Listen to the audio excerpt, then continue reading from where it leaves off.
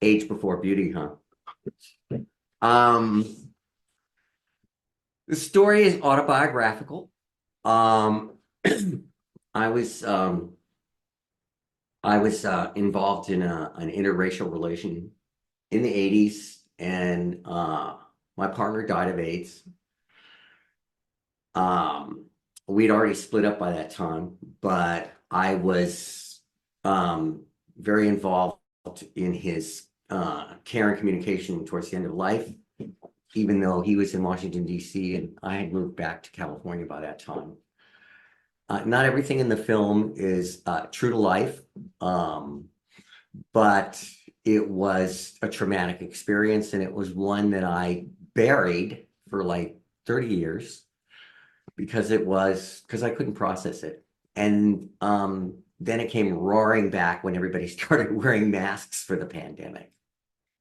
So that's how that came about. Thank you so much, Robert, for sharing. I mean, yes, definitely the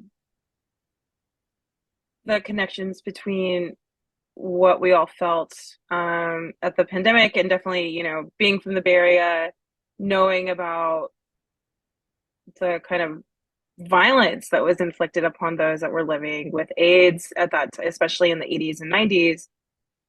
So many connections that you can make to the way that our public health system has underserved folks, especially from communities that have been excluded from having a real say. So thank you so much for bringing the story. And Jonathan, I'd love to hear how you got connected with this, how you, found the story and brought it to light. Yes, I believe one of my former film school professors actually referred me to Robert and the team as a director. And when I took a look at the story, I knew it would be impactful.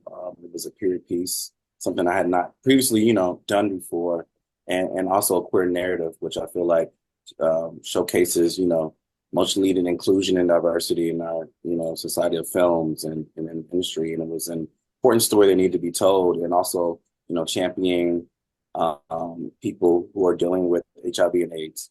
So it was very gripping. So I wanted to bring my touch of what I do with my films and my dramas to this story, and really let the viewer feel the impact of the emotion of the story, how it's told, and how these two characters are living and can't understand one another at the time, and are trying to find closure in this heartbreaking, time. Robert and Jonathan, I would love to continue this theme of like trust and collaboration. Uh, Robert, I'm going to start off with you. Like, what was that process like, having such a personal narrative and bringing Jonathan into the fold? Like, what were your conversations like, and how did you decide on that approach? I will say, and I'm sure Jonathan will corroborate, that it was not easy. Um, I was, I produced other films, other documentaries, even other narrative shorts, and because it wasn't personal, I was able to uh, let the film evolve through the production process in a way that was more difficult for me. With this one, uh, Jonathan came to it from his own perspective, and we had some clashes, Uh, but one of the things that Jonathan brought to the film uh, uh, that I want to recognize is he brought in black love.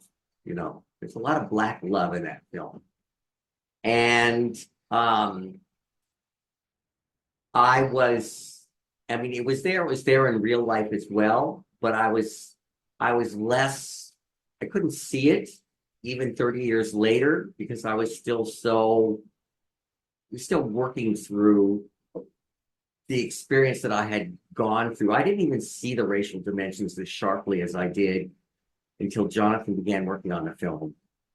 And that's just an invaluable contribution. Well, thank you so much, Robert. And Jonathan, how was that process for you? I mean, obviously, it's such a responsibility, especially working with somebody who, this is their lived experience. Uh, and there's stories that maybe don't have kind of the same reality that they do now. I mean, there are, of course, a lot of pressures on the LGBTQIA communities. And I don't think that things have gotten easier, but I do think that there are huge differences in the way we navigate some of these issues, particularly now, with the legalization of marriage and other things like that, and the, treatment and care and understanding of HIV and AIDS.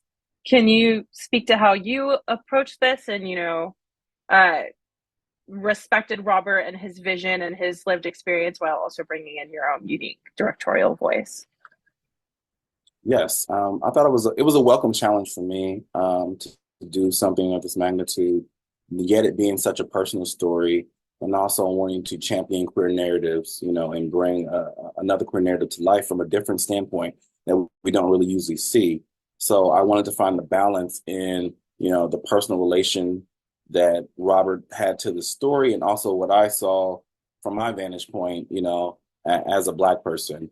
Um, and putting myself in the other character's position and knowing the dynamics of Black families and just kind of like how, like you mentioned today, you can be a little bit more free with your sexuality. But back then, as most queer people couldn't say how they felt, and then the AIDS epidemic was so new, almost kind of like mirroring COVID a little bit, that it was shameful when people just put you aside and left you alone and isolate you even more.